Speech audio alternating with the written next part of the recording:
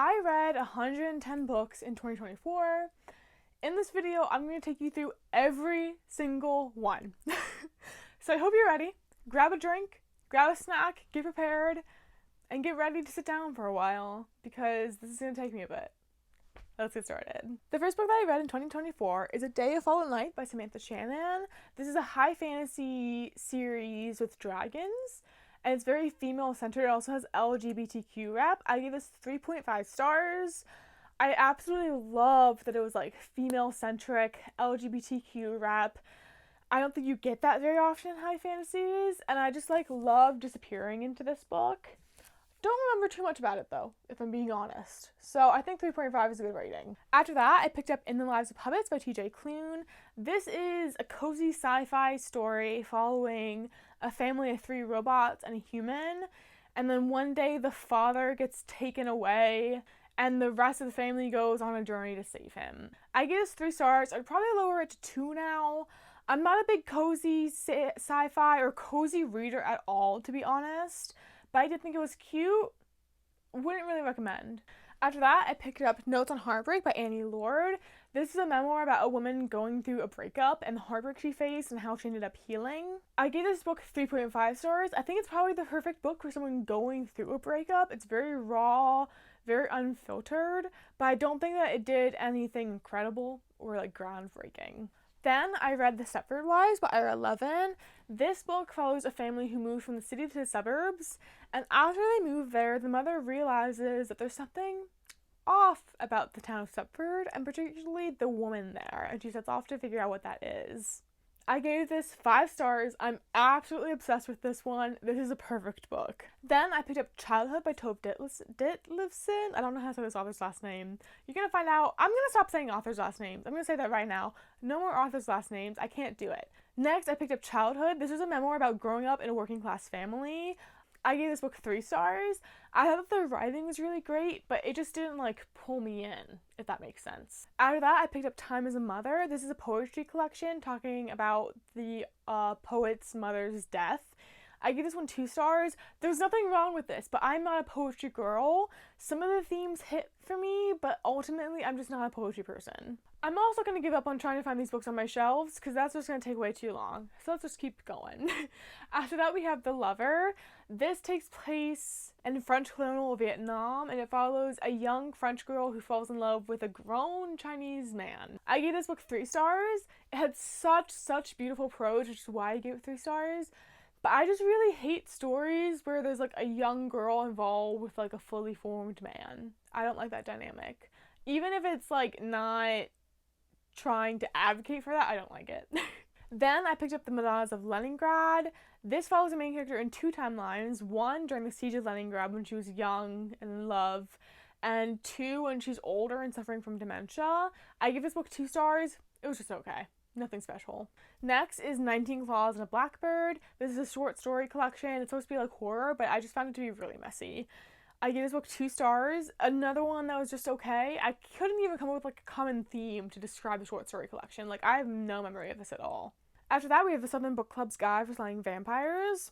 This is a supernatural thriller that follows a women's book club that has to fight off a vampire in their community. 4 stars. This was so fun and made me really fall in love with the author. I want to read everything that the author has read. I mean, written. Not read. I'll stay clear of that for now.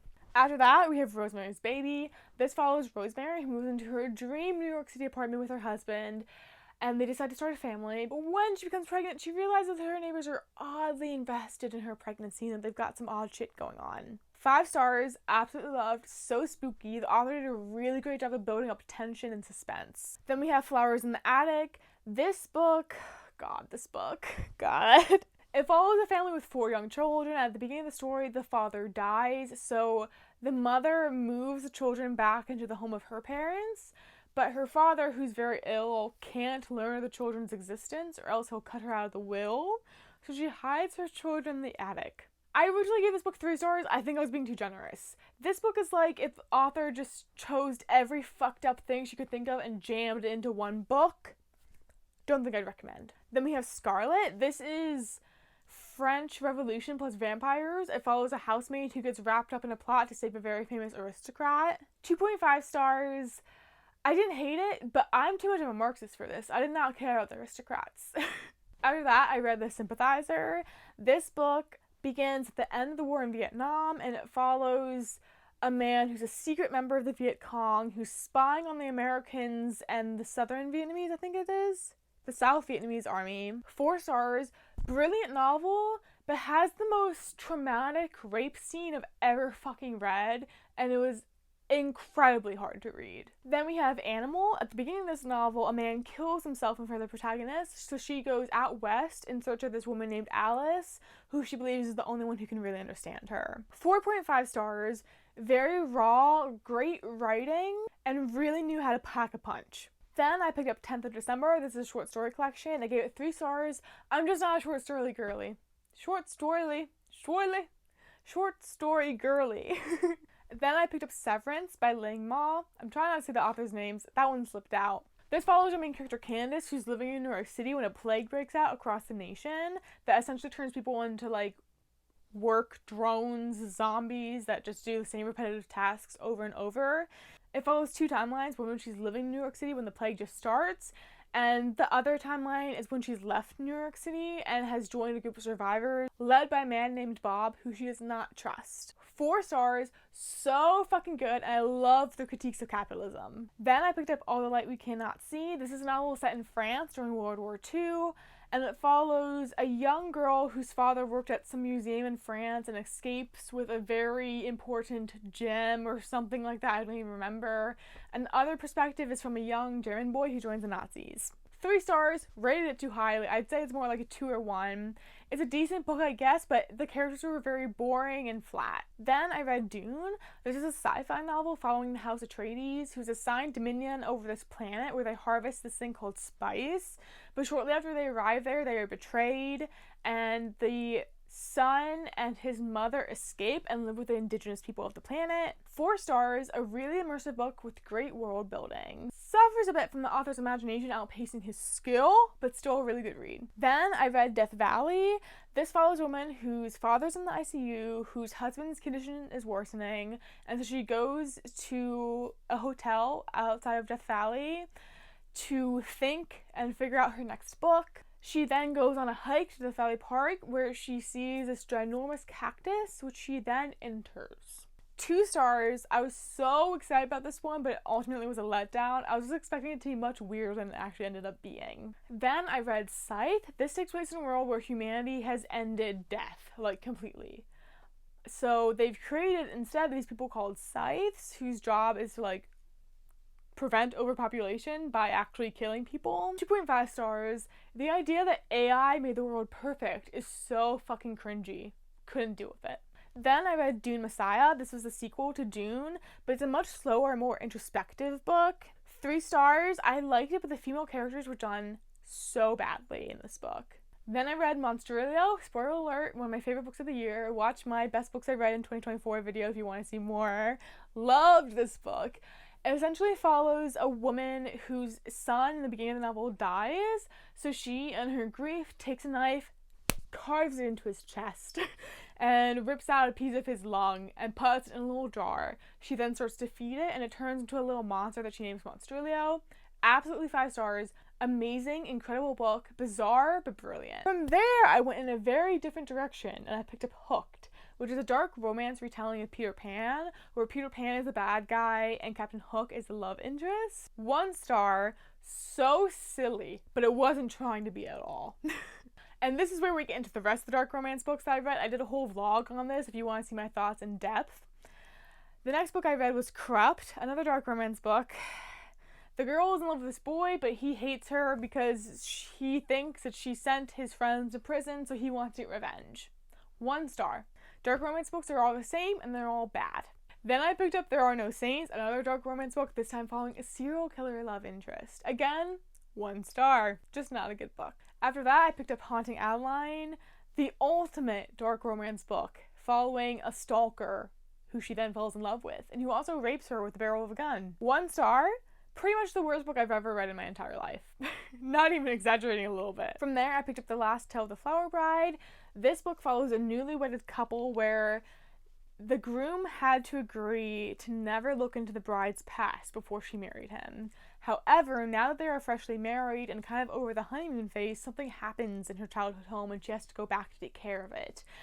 And from there, her past starts to unravel. 4 stars, beautiful writing, beautiful atmosphere, beautiful story. Next, I picked up Wilder Girls. This is a YA body horror novel set on this island where there's like a girls' school, but it had to quarantine after this disease started overtaking people who lived there. 3 stars. I love the body horror and the premise was really interesting, but the ending was really lackluster. Then I picked up The Dragon Republic, which is the second book in the Poppy War series, which is a high fantasy series inspired by Chinese history, but also includes like a world of gods and monsters. I gave this book 4.5 stars. I loved it, and I didn't even remember what happened in the first book, so I feel like that's saying a lot.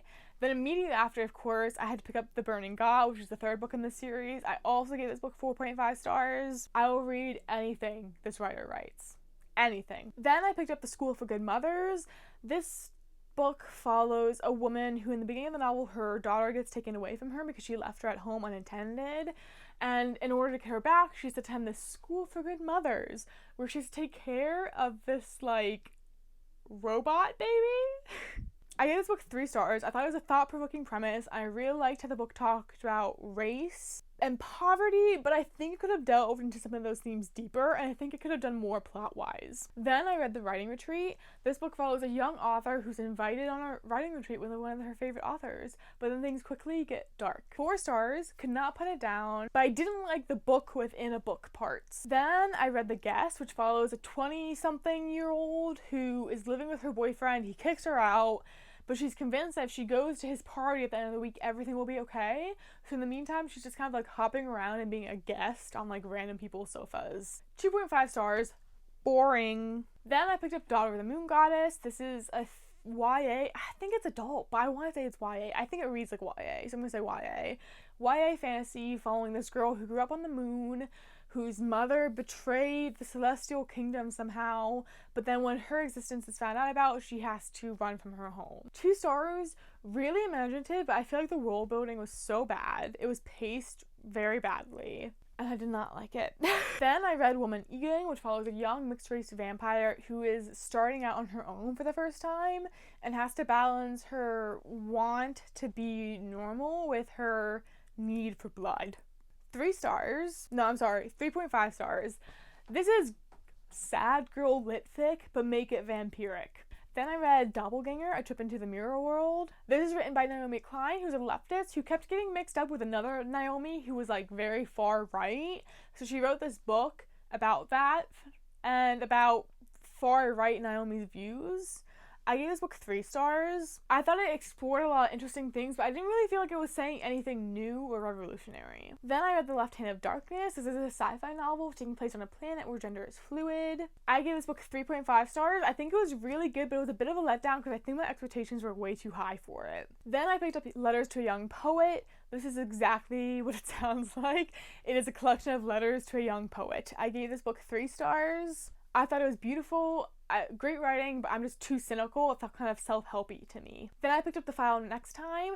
This is a collection of 2 different letters which were written on the 100-year anniversary of the Emancipation Proclamation, and it's kind of urging Americans to deal with the legacy of racism. 5 stars. My first Baldwin made me want to read everything he's ever written. Beautiful writing. Then I picked up House of Leaves. This follows a family who just moved into a home, but they soon realize the house is bigger on the inside than it is on the outside. 4 stars, so unique, and the way that the author played with form is incredible. Then I picked up Cell. Essentially in this book, cell phones turn people into zombies. 2 stars.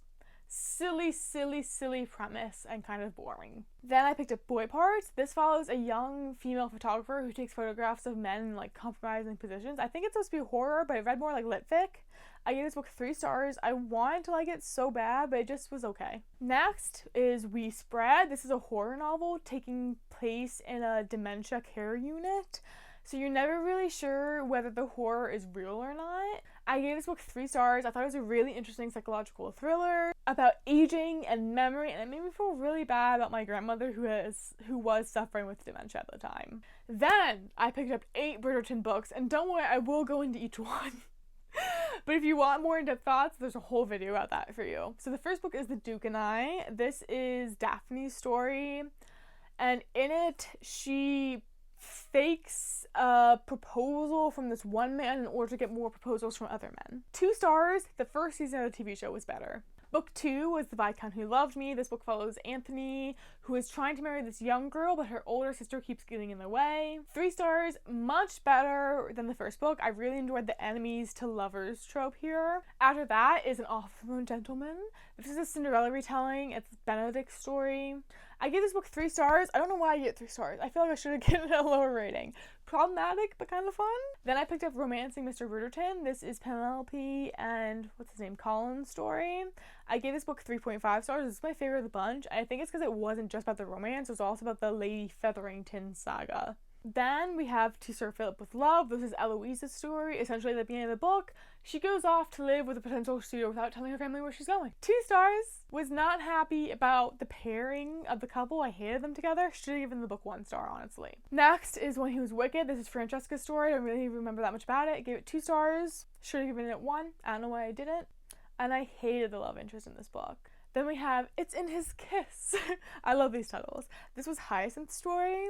I gave it 3 stars. I liked Hyacinth the most out of all the Bridgertons. I think she's much closer to Eloise's character in the show than Eloise is in the books, if that makes sense. And then the last one, finally, is On the Way to the Wedding. I gave this book 2 stars, and I found it boring. That's all I really have to say. Then I read Consider the Lobster and Other Stories. This is a short story collection by David Foster Wallace. I gave it 3 stars. I really loved the essay Consider the Lobster, but the others were kind of like a mixed bag. Then I picked up King of Scars. This is the first book in the spin-off series to the Grishaverse, which follows young King Nikolai.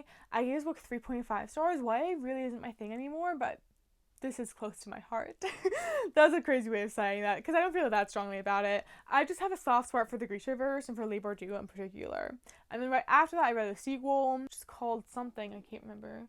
Rule of Wolves. I also gave that book 3.5 stars. I thought it was a solid end to the little duology. Then I picked up Against the Loveless World. This is the first book that I read for my Reading Palestinian books video. This follows a young Palestinian refugee as she slowly becomes radicalized and ends up in an Israeli confinement cell. I gave this book 4.5 stars. It's very heavy but very important. It kind of felt like reading a memoir. After that, I picked up Evil Eye.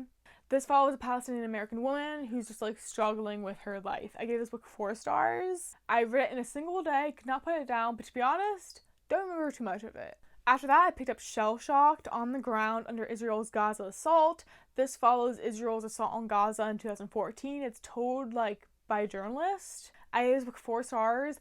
This is a really harrowing read, but I think it's really important to show what the reality of life is like on the ground. And I think it's also really important because the author like shares so many stories of people who were killed. And I think it's important to like know their stories and know their names. Then I picked up Things You Might Find Hidden in My Ear. This is a Palestinian poetry collection. I gave this book 4 stars. Poetry isn't really my thing, but I think like political poetry like this is like the best poetry that I'm gonna get. Personally, like the most I like poetry. I can't really speak anymore. I'm like 50 books in. I'm tired. Then I read Minor Detail. This is a book that follows 2 different timelines. One is following a young woman shortly after the Nakba who was assaulted and killed by Israeli soldiers. And then it's following a more present day timeline where a woman reads about this woman's assault and murder and goes out to find more information about it. 4 stars, very short, but so devastating. Then I read The Measure. Essentially in this book, one day everyone wakes up and they find a piece of string on their doorstep, and the length of that determines how long they have left to live. 4 stars, very interesting, and it went through like every way that people could react, especially like on a political scale, which I thought was really cool. Then I read Our Wives Under the Sea. This book follows the main character Miri, whose wife Leah went on an undersea expedition. And she came back very changed. And she brought something back with her. 4 stars, eerie, slow, beautiful, but weird. It's for the weird girlies. Then I read Biography of X. This is a widow telling the story of her wife, who she didn't really know too well. But it also takes place in an alternate reality United States, where the South left the United States after World War II and became a fascist theocracy. 5 stars, a perfect book. Loved it. Then I read Fates and Furies. This tells the story of a relationship from first like the husband's point of view and then the wife's point of view, 1.5 stars. Some decent writing, but I hated it. I really did. Then we have Bright Young Woman. This follows a story of a famous American serial killer, but it's told from the perspective of the victims and perspective of like the woman's life that he changed. 4.5 stars. I love that the villain was never named. I love that it highlighted the importance of the story of the victims. Then I read The Art Thief, a story of love, crime, and a dangerous obsession. This is a story about like a famous art thief who stole not to like resell the paintings, but to like for the love of the art. 3.5 stars, a really fun, fast-paced nonfiction. Then I picked up Manhunt. This is a dystopian novel where men just like went feral one day, and it follows these trans women who hunt men down to harvest their organs. 3.5 stars, really good. The first book I think I've ever read that was about trans people, not in like a contemporary setting. Then I picked up The Kites. This is a World War II novel set in France, following a boy who falls in love with a Polish girl, and he can't find her after the war starts. 3 stars. I liked it, but it took a while to get into it. The middle of the book wasn't very strong, and I didn't understand the French references, but that's because it was like written for the French, not for me, so I don't really take off a point for that, but I will just say it in my review. Then I read Malice. It's the first book in the Fateful and the Fallen series. The Faithful. I don't know what I just said. I'm going through so many books. I've been filming for so long now that I'm like losing my mind. Anyway, the first book in the Faithful and the Fallen series. It follows a war between like the forces of good and evil as each is choosing their own champion.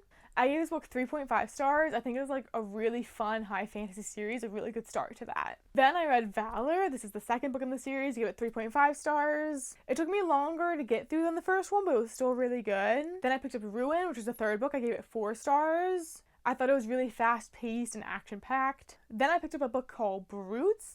This follows a group of like preteen girls who are obsessed with this girl in the town who then goes missing. 3 stars, a fever dream and a letdown. Next, I read Hidden Valley Road, Inside the Mind of an American Family.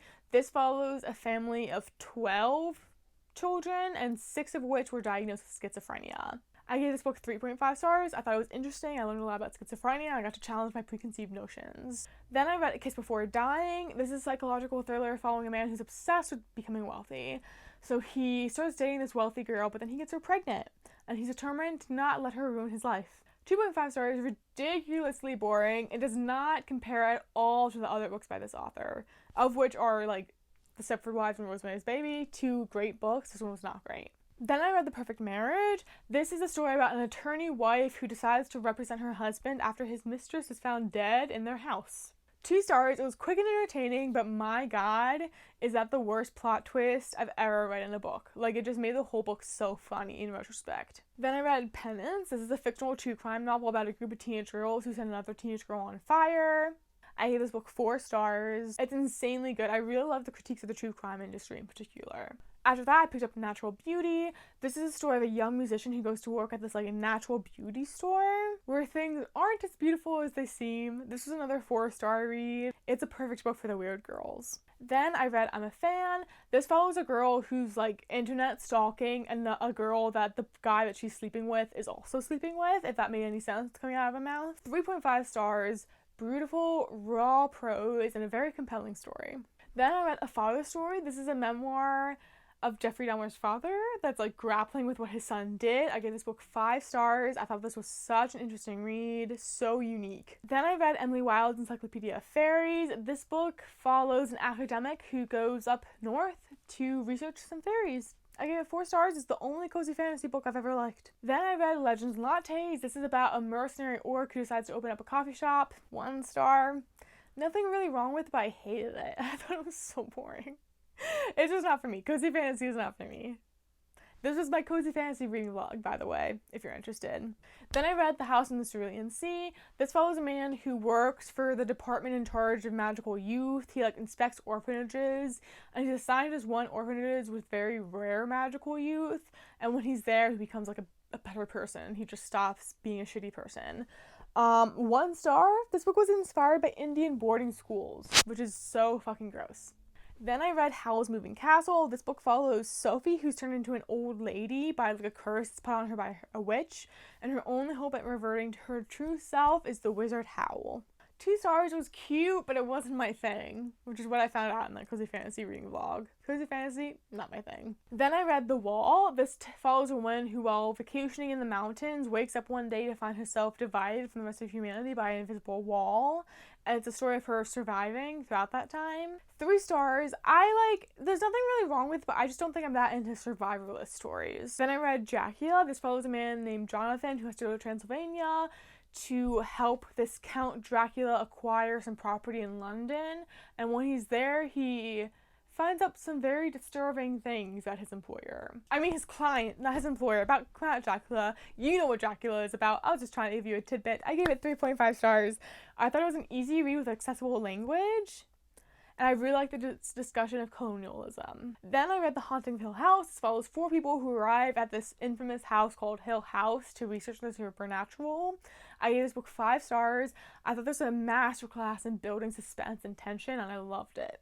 Then I read Frankenstein. This follows Frankenstein, who is obsessed with the idea of creating life out of nothing. So he does just that, but then he rejects his creation, and then his creation is determined to get revenge. 3.5 stars. I love the parts where the monster interacted with literally anyone, but I thought overall the book was kind of boring and slow. Then I read The Mask of the Red Death. This is a little collection of stories by Edgar Allan Poe. I gave it 30 stars. I thought it was a nice collection, but again, I'm not a short story person. After that, I read Cobalt Red, How the Blood of the Congo Powers Our Lives. This is a story about cobalt mining in the Congo and the human rights abuses that occur. I originally gave this book 4 stars. I have since heard some critiques of it that makes me want to lower that a little bit. It's not as high in my esteem as it used to be. Then I read A Diary of Blood. This is about a polyamorous marriage between Dracula, his bride Constanta, and some other people. I gave this one 2.5 stars. I thought it was overwritten and didn't have much of a plot. This was for my vampire reading vlog, by the way. The last book I read for that was Interview with a Oh, not the last one. Sorry. That was the second one I read for that vlog. Is Interview with a Vampire. This follows the story of Louis and his tale, through mortal life to immortal life. I really liked... Oh, I gave it 3.5 stars. I loved how he was grappling with, the evilness of being a vampire. Did not like that he was a slave owner. Then I picked up Dying for an iPhone, Apple, Foxconn, and the Lives of China's Workers. This talks about the human rights abuses at factories for Apple and Foxconn. I gave it 3 stars. I thought it was really informative, and it really talked about a lot of different things, but I wish I had gone into some things in a deeper way. Then, continuing on with my vampire vlog, I read The Beautiful. This is a YA vampire story set in New Orleans. I gave it 3 stars. It was fine, but YA really isn't my thing anymore. Then I read Carmilla. This is the original vampire novel. I gave it 3 stars. I liked it, but it didn't wow me, I'm sorry to say. Next, I picked up The Soul of an Octopus, a surprising exploration to the wonder of consciousness.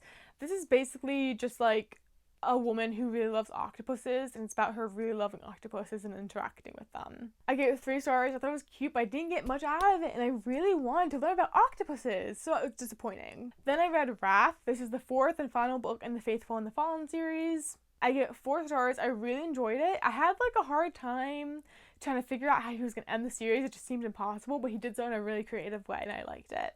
Then I read My Heart's a Chainsaw. This follows a high school senior who's obsessed with slashers and is determined that her town is going to be the next scene of a slasher. I gave it 2 stars. I didn't like the main character, and I didn't understand the slasher references. Then I read Mary. This follows a middle-aged woman who starts seeing things in the mirror that aren't there. And then she returns to her childhood hometown, and she starts finding out creepy shit about her hometown and her own past. I gave this book 2.5 stars. I just thought that the author was trying to do way too much. The next book I read is The Only One Left. This follows a home care aide person who is assigned to take care of a woman named Lenora Hope, who was accused of killing her entire family as a teenager. I gave this book 4 stars. This shit was bananas, but it was fun. Next, I read Giovanni's Room. This book follows the story of a young American man who is in Paris and falls in love with a man named Giovanni, who's an Italian.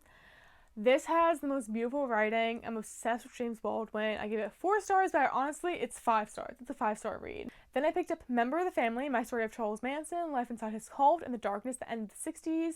I gave this book either 4 or 4.5 stars. I can't quite remember.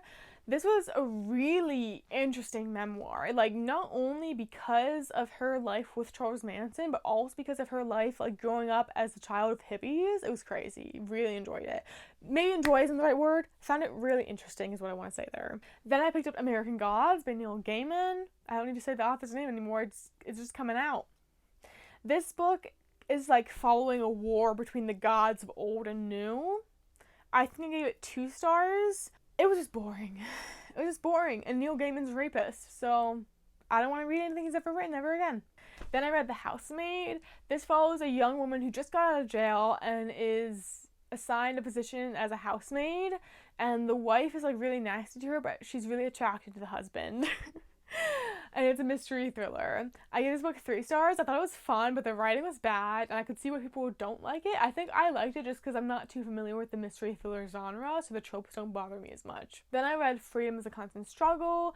This is a series of interviews and short lectures by Angela Davis on freedom. I gave this book 3 stars. I thought it was like interesting and very well written, but I don't feel like I learned anything new particularly. Then I read The Hacienda.